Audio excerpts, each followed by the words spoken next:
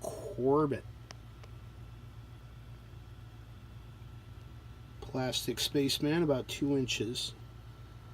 Not sure who it's by. Love that. Whatever this is he's holding on to. Hoping it's a Marx original, but there's no marks on him anywhere. So it's sort of impossible to know. Age looks about right. Here are these guys.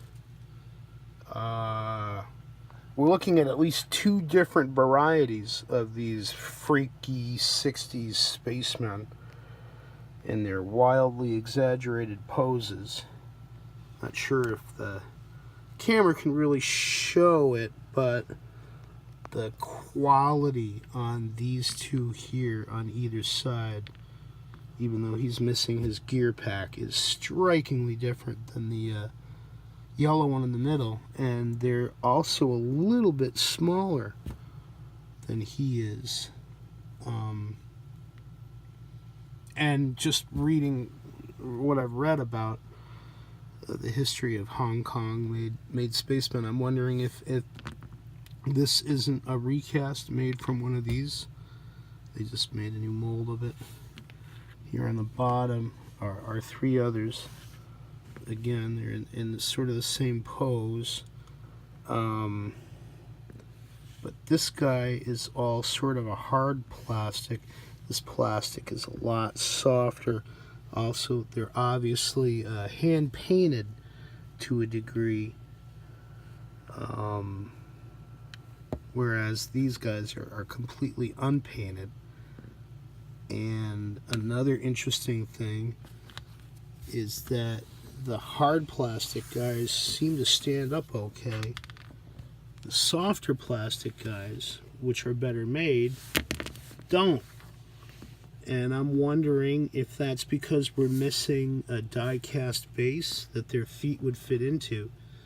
And if that's the case, the more well-painted and high-quality versions may actually be actual Spacemen by Swoppets of Britons over there in England, where the hard plastic guys are almost certainly made in Hong Kong, probably by Marx company, although there's no markings on any of these. I've been over them extensively. Very pleased with them all. They are twisted, freaky things, right down to how their heads come off, and I've got an extra head.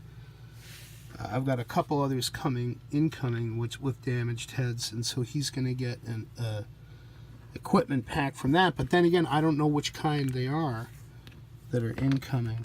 And here we'll show it again, how the later version that's slightly larger stands up or sits up just fine, and the other one doesn't. And again, I'm wondering if that's because we're... Alright, that one sort of does. That one does. And so I'm wondering if these are incomplete and I'm missing a die-cast base for them, and if so, they may actually be Swoppets, which is what they were sold to me as. Although the deal was certainly good enough to... I'm just delighted with the whole pack. They're so weird. They're so strange. Their poses are completely different than the NASA-era pressure-suited astronauts, who tend to be very static. These are freaky, and they're all over the place. And by 1976, 1977, the form had died away. You didn't see them anymore. And I remember encountering them as a kid a couple of times and just being disturbed because they're weird. And that's why I love them. Tom Corbett, too. Hopefully we'll find out what the story is with him.